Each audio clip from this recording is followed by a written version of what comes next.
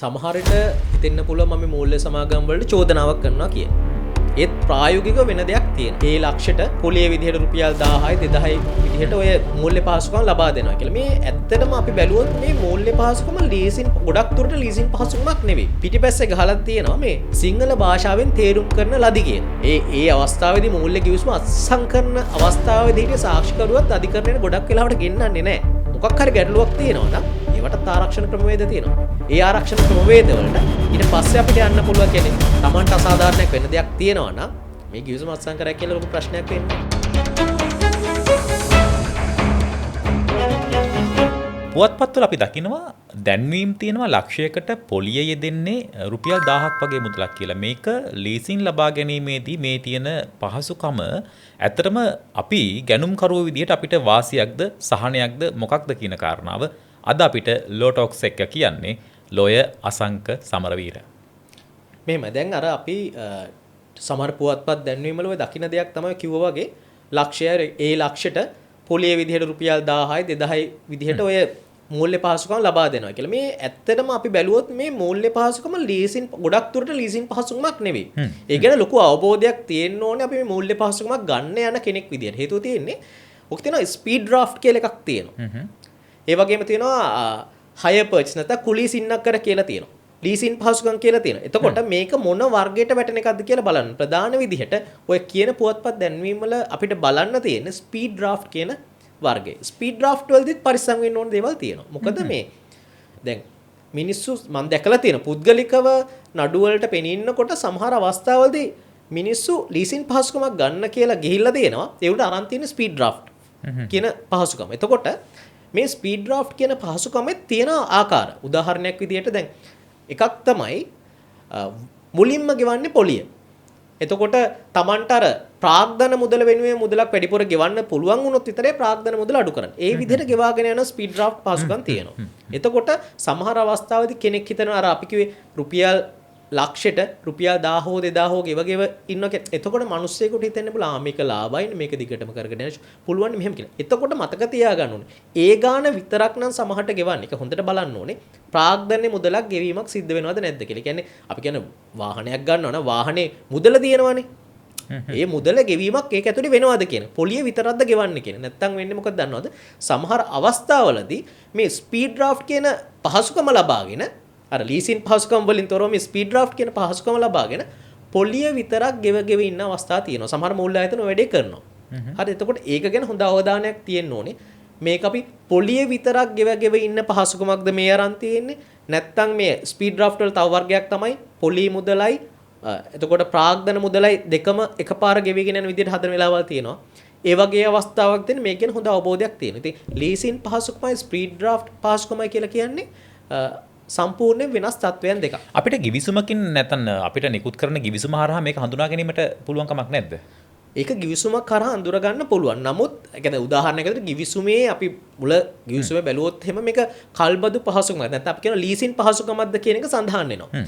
එතකොට ඒ වගේම තමයි සමහර අවස්ථාවලදී අපි බැලුවොත් එහෙම ස්පීඩ් ඩ්‍රාෆ්ට් වර්ග කියන්නේ අපි කියන ස්පීඩ් ඩ්‍රාෆ්ට් කියන ඒක අපි අඳුරගන්නේ එක්තරා විදිහක ණයක් විදිහට වගේ. එතකොට අපි ලීසින් පහසුකමක් විදිහට අපි ඒක ගොඩක් වෙලාවට අඳුරගන්න සමහරට ඒක රිවෝල්වින් ලෝ ෆැසිලිටි කියලා සමහර අවස්ථාවලදී අඳුරන වෙලාවල් තියෙනවා. ඒකත් එක්තරා වර්ගයක් ස්පීඩ් ඩ්‍රාෆ්ට් වල. ඒ වගේ වර්ග තියෙන. ඉතින් අපි බලන්න ඕනේ මේ අපි ගිවිසුමකට අත්සන් කරන්න යනකොට මේක ෆයිනෑන්ස් ලීසින් නැත්නම් අපි කියන ලීසින් ගිවිසුමක්ද නැත්නම් මේක කුලීසින් නකර හයර් පර්චේස් ගිවිසුමක්ද නැත්නම් ඒ නොවන වෙනත් ගිවිසුමක්ද කියලා අවබෝධයක් තියෙන්න ඕනේ. ඔව් ස්පීඩ් ඩ්‍රාෆ්ට් ගිවිසුම ඒ වගේම කුලීසින් නකර ගිවිසුම ඒ වගේම ලීසින් ගිවිසුම මේ කියන ගිවිසුම් තුන යටතේ අපි ලබා ගන්න යම් කිසි විදිහකින් ලීසින් පහසුකමක් හෝ මූල්‍ය පහසුකමෙන් වාසිදායකම ගැනුම්කරුවාට මොකක්ද කියලා මම අහුවොත් මේකේ මෙහෙම එකක් තියෙනවා. දැන් අපි බැලුවොත් එහෙම සාමාන්‍ය ලීසින් කියන වර්ගයේදී නම් ගොඩක් වෙලාවට ඒකේ දීමනාකරුට කල්බදු සමාගම් වෙන්න පුළුවන් මූල්‍ය ආයතන වල තමයි ගොඩක් වෙලාවට ඒකේදී වාසිය තියෙන්නේ. මොකද දැන් අපි බැලුවොත් එහෙම මේ අපි දන්නවා ගිවාගෙන යන්න බැරුණාට පස්සේ වත්කම් විකිණීමක් සිද්ධ වෙනවා. එතකොට කල්බදු පනතේ යටතේ ගොඩක් වෙලාවට අර විස්තර ලබා දෙන්න ගොඩක් වෙලාවට බැඳිලා නැහැ මේ මූල්‍ය ආයතන. ඒක අනිවාර්යම තත්වයක් විදිහට අපි ගොඩක් වෙලාවට අඳුරගන්නේ නැහැ. නමුත් අර කුලී සින්නක්කර කියන තත්වේදී එතකොට ඒක පුවත්පත් දැනීම් දාන ඒවා මේවා ගැන ගොඩක් ලොකු අවධානයක් යොමු වෙනවා. එතකොට ඒ තියෙන තත්ත්වයක් එක්ක දැන් අපි ලීසින් පහසුකමක් සහ කුලීසින්නක් කර ගිවිසුමක් යටතේ ඒවත් එක්ක සංසන්දනය කරලා බැලුවොත් කුලීසින්නක් කර ගිවිසුමක් කියන එක ඒ අවස්ථාවේදී වැඩි වාසිදායක තත්ත්වයක් තියෙනවා. දැන් ඒ වගේම තමයි දැන් අපි හැබැයි අපිට මාකට් එකේ බැලුවොත් අපි ඕපන් මාකට් එකේ බැලුවොත් අපිට ගොඩක් වෙලාවට දැන් දකින්න තියෙන්නේ අර ලීසින් පහසුකම් කියන එක සහ ස්පීඩ් ඩ්‍රාෆ්ට් කියන පහසුකම්. ස්පීඩ් ඩ්‍රාෆ්ට් පහසුකම ගැන කතා කරොත් ස්පීඩ් ඩ්‍රාෆ්ට් පහසුකම ගොඩක් වෙලාවට මට පේන්න තියෙන එකක් තමයි ව්‍යාපාරිකයන්ට තමයි ගොඩක්ම උචිත වෙන්නේ. ඒ කියන්නේ Tamanට ලොකු ප්‍රොෆිට් එකක් එන්න තියෙනවනේ ඒක අපි කියන මේ අනිවාර්යයෙන්ම ලැබෙන ප්‍රොෆිට් එක. ඒ කියන්නේ ලැබෙන ලාභයක් කියලා දේ Tamanට තහවුරුවක් තියෙනවා නම් Tamanට පුළුවන් ස්පීඩ් ඩ්‍රාෆ්ට් එකකට යන්න. ඇයි? මුලින් ගෙවන්නේ පොලිය නම් අපිට එකපාර ප්‍රාග්ධන මුදල ගෙවන්න පුළුවන් හැකියාවක් එනවා නම් එතකොට ඒ පහසුකම සම්පූර්ණයෙන් ගෙවලා නිම කරන්න පුළුවන්. නමුත් අපිට අපි බැලුවාම ගොඩක් වෙලාවට කල්බදු පහසුකමක් සහ කුලීසින්නක් කර ගිවිසුම් සම්බන්ධයෙන් ඒ වේදී අපිට දකින්න තියෙන එකක් තමයි අපි මේ වාරිකය අපි මේ විදිහට ගෙවාගෙන යන්න පොරොන්දු වෙනවා. එතකොට සමහර අවස්ථාවලදී ගිවිසුම අවසන් වෙන්න අවුරුදු 4ක් තියෙනවා කියලා හිතන්නකො. ඒ අවුරුදු 4ට කලින් ගිවිසුම අවසන් කරන්න ගෙවීම සිද්ධ කරොත් සමහර අවස්ථාවලදී මූල්‍ය සමාගම් ඒ අදාළ පොලිස් සහනය නොදී ඉන්න අවස්ථා තියෙනවා. හැබැයි ස්පීඩ් ඩ්‍රාෆ්ට් වලදී අර ව්‍යාපාරිකයෙක් වගේ නම් ඒ පහසුකම ලබා ගන්න. එතකොට එකවර ගෙවීමකදී අර අනවශ්‍ය පොලි කරදර ගොඩක් වෙලාවට අවසන් වෙනවා. ඉතින් ඒ ගිවිසුම් වර්ග තුනක් ඒ ගිවිසුම් වල ලැබෙන ප්‍රතිඵල තුනක්.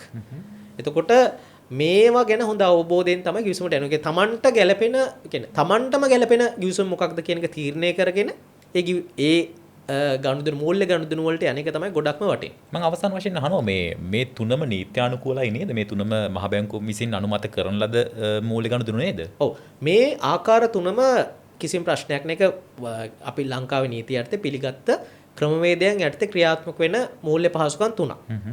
එතකොට කියන්නේ මූල්‍ය පහසුකමක් විදිහට ඒවා කිසිම වැරද්දක් නැහැ. ඒක මූල්‍ය පහසුකම ගන්න කෙනා තමයි මේකේ අවබෝධය තියෙන්න ඕනේ මොන වගේ පහසුකමද ගන්න කියන එක. ඉතින් හොඳම දේ තමන් අත්සන් කරන ගිවිසුමේ පිටපතක් ගන්න. ඒ පිටපත අරගෙන හොඳට කියවන්න. මොකද දැන් අපි ගොඩක් වෙලාවට ප්‍රායෝගිකව දකින්න තියෙන දෙයක් සමහර අවස්ථාවලදී මූල්‍ය සමාගම් වලදී අර සීල් එකක් ගහනවා මේ ගිවිසුම් වල සමහරට දැන් මම පුද්ගලිකව ඇතුළත් වෙච්ච ගිවිසුම් තිබිච්ච වෙලාවල් තියෙනවා. මේවා සීල් එකක් සමහර අවස්ථාවලදී ඒගොල්ලෝ පස්සේ අවස්ථාවලදී ගන්න මේ සමාගම් වලත් එක්ක කටයුතු කරද්දී මම දැකලා තියෙන මේ සමාගම් වලින් මේකේ පිටපතක් ලබා දුන්නයි කියලා ගන්න. ඇත්තටම පිටපත ලබා නොදීපු අවස්ථා තියෙනවා. ඉතින් ඒ වගේ කාරණා තියෙනවා. ඉතින් ඒක නිසා හොඳම දේ තමන් පිටපතක් ගන්න එක වටිනවනේ. තමන් ඇතුළත් වෙන්නේ මොන ගිවිසුමද? ඒක ලීසින් පහසුකමක්ද නැත්නම් වෙනත් මූල්‍ය පහසුකමක්ද කියන එක මත තමන් ගිවිසුමට ඇතුළු වුණා නම් ඒ පිටපතක් කිල්ලන්න. ඒක තමයි ප්‍රධානම වැදගත්ම දේ. අපි ගිවිසුම් ගැන කතා කරපු ඉඳන් මෙන්න මේ වගේ ප්‍රශ්නයක් මම ඔබෙන් අහුවොත් දැන් අපි ගිවිසුමක් ගත්තට පස්සේ සාමාන්‍යයෙන් මූල්‍ය සමාගමකින් ලබා දෙන ගිවිසුම් සමහර විට ඉංග්‍රීසි භාෂාවෙන් වෙන්න පුළුවන්. සමහරට Tamanගේ භාෂාවෙන් නොවන ගිවිසුමක් අපිට කියවලා තේරුම් ගැනීමේ නොහැකියාව නිසා සමහරට ඒකේ තියෙන කරුණු කාරණාවට අපි එකහෙලා එකඟ වෙලා තමයි අත්සන් කරන්නේ. අපි මේ සම්බන්ධව මොන වගේ සැලකිල්ලක් දක්වන්න ඕනේද ගණුම්කරුවෙක් විදිහට මූල්‍ය සමාගම් එක්ක මේ කරන මේ ගනුදෙනු වලදී? ඔව් දැන් සමහරට හිතෙන්න පුළුවන් මම මූල්‍ය සමාගම් වලට චෝදනාවක් කරනවා කියලා. ඒත් ප්‍රායෝගික වෙන දෙයක් තියෙනවා. දැන් ගොඩක් වෙලාවට මේ ගිවිසුම් වලට අත්සන් කරන්න ගියාම ඒ අදාළ අපි තුමු කල්බදු ගැනුම්කරුවෙක් වෙන්න පුළුවන්. නැත්නම් වෙනත් මූල්‍ය පහසුකමක් සම්බන්ධයෙන් වෙන්න පුළුවන්. ඒ අදාළ පුද්ගලයන් ලොකු හදිස්සියක් තියෙනවා මේ Tamanට ඕන වාහනේ ගන්න ඕනේ. ඒකෙන්ද මේ ගිවිසුමට අග්ගල අත්සන් කරන්න ඕනේ කියන දේවල් ඔක්කොම කරන්න ඕනේ. ඉතින් ගන්නවා ඒ අදාළ ලේඛනේ අත්සන් කරගෙන යනවා. සමහර අවස්ථාවලදී මේ මම S2කින් දැකපු අවස්ථා තියෙනවා. මූල්‍ය සමාගම් මොනවද කියලා මම කියන්නේ ඒ අපි කියන මේකේ උපලේඛනය මුද්‍රණය කිරීමකින් තොරව තියෙනවා. මේක පැහැදිලිව සමහර අවස්ථාවල තියෙනවා. මොකද මම S2කින් දැකපු කාරණා කියන්නේ මම මේකේ මූල්‍ය ආයතන මොනවද කියලා කියන්නේ නැහැ. මොකද ඒක ප්‍රශ්නයක් වෙන්න පුළුවන් තත්වයක්. මොකද ඒ වගේ දේවල් වෙනවා. ඉතින් හොඳම දේ පුද්ගලිකව මම මූල්‍ය පහසුකමක් ගන්නවා මම කියන්නේ හරි මේ උපලේඛනයත් ඔක්කොම සම්පූර්ණයෙන් මුද්‍රණය කරන්න. මොකද ඒකේ තමයි ගොඩක් වෙලාවට දඩපොලිය කීයද කියලා දාන්නේ, වාරිකය කීයද කියලා දාන්නේ. එතකොට ඒ අදාළ මූල්‍ය පහසුකම් මේ අර අපිට ගොඩක් බලපාන ප්‍රධාන කාරණා අපි කියන මේ මූල්‍යමය අගයන් එක්ක ඒ බලපාන ප්‍රධාන කාරණා ගොඩක් දේවල් ඇතුළත් වෙන්නේ මේ අර උපලේඛනය කියන කොටස ගිවිසුම. ඒ කියන්නේ ගිවිසුමේ අවසානයේ තියෙන කොටසක්. ඉතින් මේක ගැන ලොකු අවධානයක් තියෙන්න ඕනේ. ඉතින් වාහනයක් ගන්න වෙන්න පුළුවන් වෙන හදිස්සියක් වෙන්න පුළුවන් මූල්‍ය පහසුකමක් ගන්න යනකොට හොඳට මතක තියාගන්න ඕනේ එකපාරට දුන්නයි කියලා ගිවිසුමක් අත්සන් කරගෙන යන්න බෑ ගිවිසුම බලන්න. දැන් ඕකේ තව දෙයක් තමයි අර කිව්වා වගේ සමහර අවස්ථාවල සමහර මූල්‍ය ආයතන සිංහල භාෂාවෙන් එන්න පුළුවන් අදාළ පුද්ගලයාගේ භාෂාවෙන් මුද්‍රිත ගිවිසුම් ලබා දෙනවා. එහෙම නැත්නම් එහෙම ඉල්ලන්න පුළුවන්.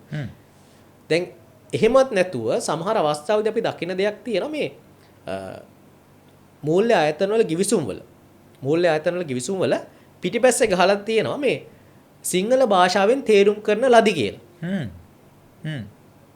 එහෙම ගහනවා. ඉතින් අපි දැන් ඒ අවස්ථාවේදී මූල්‍ය ගිවිසුම අත්සන් කරන අවස්ථාවේදී හිටිය සාක්ෂිකරුවත් අධිකරණයට ගොඩක් වෙලාවට ගෙන්නන්නේ නැහැ. වෙන නියෝජිතයෙක් ගෙන්නයි. එතකොට ඇත්තටම උනේ මොකක්ද කියන එක උතන ප්‍රශ්නාර්ථයක් තියෙනවා. මොකද ඇත්තටම මේක කියවලා දුන්නද නැද්ද? මොකද එතන අත්සනක් තියෙනවා. ඒක උඩින් සීල් එකක් ගහලා තියෙනවා. ඒක නිසා හොඳම දේ තමන් මූල්‍ය ගිවිසුමකට යනවා නම් ගිවිසුම පැහැදිලි කරලා අහගන්න. තමන්ගේ භාෂාවෙන් අහගන්න. ගිවිසුමේ පිටපතක් ලබා ගන්න. පිටපතක් ලබාගෙන තමන්ට පුළුවන් ඒක අරන් යන්න. අරන් ගිහිල්ලා මොකක් හරි ගැටලුවක් තියෙනවා නම් ඒවට ආරක්ෂණ ක්‍රමවේද තියෙනවා. අපි එතකොට දැන් ඒ ආරක්ෂණ ක්‍රමවේද වලට ඊට පස්සේ අපිට යන්න පුළුවන් කියන්නේ තමන්ට අසාධාරණයක් වෙන දෙයක් තියෙනවා නම් මේ ගිවිසුම අත්සන් කරා කියලා ලොකු ප්‍රශ්නයක් වෙන්නේ නැහැ. ඒකට කරන්න ඕන පිළියම් තියෙනවා. ඔව් දැන් අපි වාහනයක් ගන්න ගියාට පස්සේ සාමාන්‍යයෙන් අපි වාහන ගැන දන්න කියන කෙනෙක්ව ගෙනියනවා. එහෙම වගේම අපි ගරාජ් පාස් කෙනෙක්ට ගිහිල්ලා මේ වාහනේ පෙන්නනවා. ලීසින් එකක් දාලා වාහනයක් ගන්න ගියාට පස්සේ ඔබ විශ්වාස කරන්නේ නැද්ද නීතිඥවරයෙක් වගේ කෙනෙක්ව සහයෝගයට අරගෙන ඔහු හරහා දැනුවත් වෙලා මේ කියන ගිවිසුම සම්බන්ධව ගැඹුරින් කියවලා බලලා මේ සම්බන්ධව අපි එකඟතාවයකට එන්න ඕනි කියලා. මේකෙදි ගොඩක් වෙලාවට සාමාන්‍ය සම්ප්‍රදායනෝ මිනිස්සු කරන්නේ මේ වාහනේ ගන්න තියෙන හදිසියට අත්සන් කරන්න යනවා. දැන් මම තව ප්‍රායෝගික වෙච්ච සිද්ධියක් කියන්නම්. මම දන්න පුද්ගලෙක් ඉන්නවා. ඒ පුද්ගලයා මූල්‍ය පහසුකමක් ලබා ගන්න ලංකාවේ තියෙන ජනප්‍රිය මූල්‍ය සමාගමකින්. ඒ මූල්‍ය සමාගම මේ පුද්ගලයාට දීලා තිබුණේ ඒ අදාළ වාහනයට අදාළ ලේඛනවල මූල්‍ය ආයතනයේ විසින් අපි කියනවා සීල් එක තබන ලද ලේඛන. දැන් උදාහරණයකට ආදායම් බලපත්‍රය අපි දන්නවා ආදායම් බලපත්‍රය කියන එකේ මුල් පිටපත අනිවාර්යයෙන්ම තියෙන්න ඕන වාහනයක් එලවනවා. කියන්නේ වාහනයක් පදවනවා අනිවාර්යෙන් තියෙන්න ඕන. එතකොට මූල්‍ය ආයතනය විසින් එවැනි ලේඛන සමහර අවස්ථාවලදී ලේඛනවල අඩුපාඩු තියෙනකොට ඒ වගේ අවස්ථාවලදී ලබා දෙන අවස්ථා තියෙනවා. එතකොට Taman දැනගන්න ඕනේ කියන්නේ වාහනයක් ගන්න යන කෙනෙක් දැනගන්න ඕනේ පාවිච්චි කරන ලද වාහනයක් නම් ඒ වාහනට අදාළ ලේඛනවල මුල් පිටපත් Tamanට ලැබිලා තියෙනවද? වාහනේ පොත නම් හම්බෙන්නේ නැහැ මුල් පිටපත.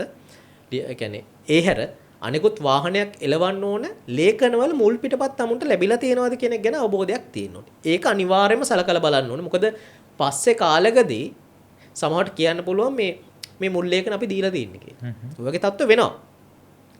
ඉතින් ඕවා ගැන හොඳ අවබෝධයක් තියෙන්න ඕනේ. වාහනයක් සම්බන්ධයෙන් වුණාට පස්සේ වාහනයක තක්සේරු කිරීමක් සිද්ධ කරනවා. වාහනේ තක්සේරු කිරීමත් එක්ක තමයි දැන් පාවිච්චි කරපු වාහනයක් නේ ඒක තක්සේරු කිරීමක් කරනවා. තක්සේරු කිරීමත් එක්ක තමයි මූල්‍ය පහසුකම ලබා ගන්න. එතකොට සාමාන්‍යයෙන් බැලුවාම ලීසින් පහසුකමකදී 100%ක වටිනාකමක් මූල්‍ය පහසුකම වෙනුවෙන් ලබා දෙන්නේ නැහැ. එතකොට ඒ වගේම තමයි එතකොට දැන් යම් කිසියම් ප්‍රමාණයක අපි 160ක් 70ක් වෙන්න පුළුවන්. ඒ ප්‍රමාණයක් තමයි මූල්‍ය පහසුකම් ලබා දෙන්නේ. ඒක ගැන අවබෝධයක් තියෙන්නත් ඕනේ. ඒ වගේම තමයි මේ ගන්න වත්කම ඒ කියන්නේ අපි වාහනයක් ගන්න මේ ගන්න වාහනය මනා ක්‍රියාකාරී මට්ටමකින් Tamanට ලැබෙනවද කියන ගැන අවබෝධයකුත් මේ ගණුම් කරුට තියෙනවා. මොකද ඒවා අර මම කිව්වනේ කලින් වතාවක ගිවිසුම් වල තියෙන අඩුපාඩු මේ ගිවිසුම් අත්සන් කරා කියලා ප්‍රශ්නයක් නෑ. මොනවා හරි ප්‍රශ්නයක් වුණොත් වාහනේ හරි ගන්න වාහනේ හරි මූල්‍ය පහසුකම් යටතේ ගන්න වාහනේ මොනවා හරි ප්‍රශ්නයක් වුණොත් මේක අනිත් පැත්තට හරි මේ වගේ අවස්ථාවක් තමයි ගන්න Tamanට ලබා දෙන වාහනේ පරක්කු වෙලා වාහනේ ලබා දෙනවනම් නැත්තම් දෝෂ සහගත වාහන තියෙනවා අපිට පුළුවන් මේ ගිවිසුම නැවත ඒ ගිවිසුම අත්සන් නොකරපු මට්ටමට පත් කරගන්න. ලෝටොක්ස් අද අපි මේ ලීසින් ගැන කතා කරන කතාබහට එකතු වෙලා ඉන්නේ ලෝය අසංක සමරවීර.